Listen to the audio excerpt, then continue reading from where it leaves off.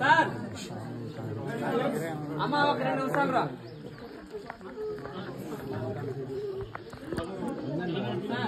First కూడా వెళ్ళండి sir.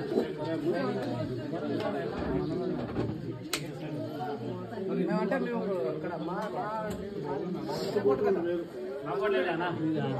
Sir ఒక నిమిషం. శ్రీశైలంలో ఉన్నది జ్యోతిర్లింగం అంటాం, ఇదేమో స్వయంభులింగం. శ్రీశైలం లింగానికి 1000 రూపాయలు పెట్టి మనోభిషేకాలు చేస్తుంటాం, లేదంటే పూజారులు చేస్తారు. ఈ కేవ్స్ లోపల ఉన్న లింగానికి న్యాచురల్ గా అభిషేకం జరుగుతూనే ఉంటుంది. ఇక్కడ 365 రోజులు అభిషేకం పడుతూనే ఉంటుంది. ఆ పడే వాటర్ ఎక్కడి నుంచి వస్తుంది, ఎవరికి ఎంత చెక్కిన ప్రశ్న అండి ఇప్పుడు వరకు. సెల్ ఫోన్ ఇక లైట్లీగో లింగం హైట్ లో ఉంటుంది, కొండ నుంచి బుడుపు ఉంటుంది. ఆ బుడుపు నుంచి 10 మినిట్స్ 15 మినిట్స్ డ్రాప్ లింగం మీద పడుతుంది. లింగం ఇట్లా టచ్ అయ్యేటప్పుడు ఇలా చూస్తే కనబడుతుంది. అది సహజంగా పడే అభిషేకాన్ని అయితే ఎవరు ముట్టుకుని మైలుపరచొద్దు, లింగం అయితే టచ్ చేయొచ్చు. ఆమె ఇక్కడ కొంతకాలం తపస్సు చేసి కదిలవనం చెప్పాను కదా, ఆమె అక్కడికి వెళ్ళి కొంతకాలం తపస్సు చేసి అక్కడే శివుడిలో ఒక జ్యోతి రూపంలో ఐక్యమైపోయింది. ఆమె చనిపోలేదు, సమాధి అయిపోలేదు, ఎవరిని తెలియజేసుకోలేదు.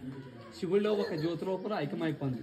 మీలో శ్రీశైలం లింగం తాకిన వాళ్ళు ఎవరైనా ఉన్నారా ఇంతకుముందు కానీ ఈ రోజు? శ్రీశైలంలో లింగం తాకడానికి వెళ్ళిన వరకు అయితే గర్భగుడిలో 2 విగ్రహాలు కనబడుతుంది, మీరు చూసే ఉంటారు. మీరు గర్భగుడిలోకి వెళ్ళేటప్పుడు ఫస్ట్ ద్వారం దాటినట్టు లెఫ్ట్ సైడ్ లో బ్లాక్ విగ్రహం ఉంటుంది, గమనించారు కదా, ఆమె అక్కమాదేవి. లింగం తాకలేని వాళ్ళు ఎప్పుడైనా తాగడానికి వెళ్తే గమనించండి, రైట్ సైడ్ 2 విగ్రహాలు ఉంటాయి, యామారెడ్డి, మల్లమ్మ, సిద్ధరామప్ప. వీళ్ళు ముగ్గురు కూడా కర్ణాటక వాళ్ళే, మనకులాగా మానవ జన్మ ఎత్తిన వాళ్ళు.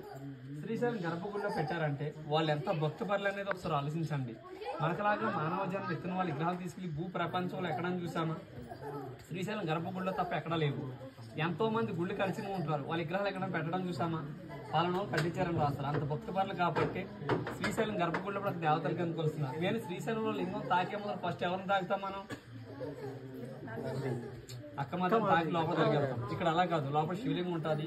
ఆ శివలింగం తాకిన తర్వాత అక్కమాత దర్శించుకోవాలి, ప్రత్యేకత ఇది. ఇప్పుడు జీవితాంతకాలం తపస్సు చేసిన ఏ దేవుడైనా మనకు కనబడ్డాండి, ఒకసారి ఆలోచించండి. మీకు ఎంత అని చెప్పాను కదా, ఈ బ్లాక్ విగ్రహానికి ఈ పటానికి తేడా ఏం కనబడుతుంది, డిఫరెన్స్ ఏముంది? జుట్టు, ఆమెకు వస్త్రాలు లేవు, తల ఇంటికి వస్త్రాలుగా ఏర్పడుతుంది. క్లియరెన్స్ ఫోటో ఇదండి. రండమ్మా ముందుకు రండి.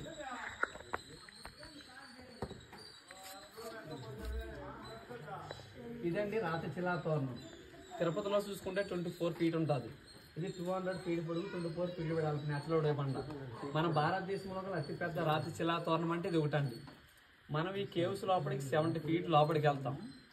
70 ఫీట్లో 40 ఫీట్ నిలబడి వెళ్తాం, మిగతా 30 ఫీట్ బెండే వెళ్ళాలి. అక్కడ నుంచి ఒక 5-6 ఫీట్ ఉంటుంది, ఇంతే ప్లేస్ ఉంటుంది. ఆ ప్లేస్లో స్టాండింగ్ ఉండాలి, ఒక సైడ్ క్రాస్కి వెళ్ళాలి.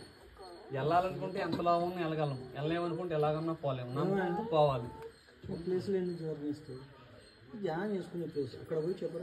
అక్కడ ఎవరు వచ్చినా ఇక్కడికే చెప్పేది, అక్కడ చెప్పేది కాదు, ఇక్కడేనండి. అర్థమైంది కదా? అక్కడికి వెళ్ళిన తర్వాత మనం కొంతమంది లావు అంటూ వాళ్ళు ఉంటారు, కొంతమంది పట్టున్న వాళ్ళు ఉంటారు. ఈ పట్టు ఉంది కదా, నేను బయటకు వదులుతున్నా, పీల్చుకుంటే 4 ఇంచులు లోపలికి వెళ్తారు. వెళ్ళింది కదా, అంతకీ మీరు పీల్చుకోవడానికి ఇబ్బంది అనుకుంటే ఇట్లా నొక్కు పెట్టి ఇలాగంటే ఆటోమేటిక్గా పట్టు లోపలికి వెళ్తారు. వాస్తవం కదా? అది ఎవరిలాంటి ఎటువంటి మనిషిని వెళ్ళలేమనుకుంటే ఎంత నమ్మకం సన్నగా పోలేరు. 40 అడుగుల్లో అందరూ లైన్లో నిలబెడతాం. అక్కడ మనిషిని సైజుని చూసుకుని 2-3 సైజుని లోపలికి పంపిస్తుంటాం. అందులో 2 వచ్చిన తర్వాత ఇంకొద్దు లోపల తీసుకుంటాం. దయించి లోపలికి వెళ్ళి మనిషి తొందరగా రాలేదని గొడవ పెట్టదు. ఎందుకు గొడవ పెడతారంటే గబ్బలాలు ఉంటాయి, గబ్బలాలు స్మెల్ వస్తుంది, యాక్సిడెంట్ అప్పుడు రేటింగ్ తక్కువ అనిపిస్తుంది. 10 మంది ఒకటే గదిలోకి వెళ్తే ఎలా అనిపిస్తుంది? వేడి వస్తుంది, ఫ్యాన్ వేసుకుంటాం. కేవ్స్ అంత ఎంత కొంత వేడి వస్తుంది, రాదను. ఇప్పుడు ఎంత కూల్గా ఉన్నాము, లోపల అంతే కూల్గా ఉంటే బాడీ ఇంకా 70 గంటలు ఏమనిపించింది. మన ఇంట్లో ఎలా ఉంటే అలా ఉండాలన్నమాట. చాలా లోపల కూడా కూల్గానే ఉంటుంది, మన టెన్షన్తో ఉంటుంది, ఎలా ఉంటుంది ఏంటనేది. అందులో 2-3 లోపలికి పంపిస్తాం. అందులో 2 వచ్చిన తర్వాత ఇంకో లోపలికి మంచి దయించి తొందరగా రాలని గొడవ పెట్టదు. చెప్పాను గబ్బలాలు స్మెల్ ఉంటుంది. నువ్వు తొందరగా ఎంతసేపు నిలబడ్డారని అనుకోండి, ఇలా ఇంకొన మనిషి ఇలా ఇస్తాడు. ఇలా లేచేటప్పుడు ఈపుకోతలుగా కోసుకుంటాడు. ఒక 10 నిమిషాలు లేట్ అయినా నిదానంగా చూపించుకుంటాం. దయించి లోపలికి మంచి తొందరగా రాలేదని గొడవ పెట్టద్దు. ఓకేనండి? అక్క మహాదేవి 12 సంవత్సరాలు తపస్సు చేసిన ప్లేసు. కష్టం ఉంటుంది, కష్టం తగ్గ ఫలితం దొరుకుతుంది.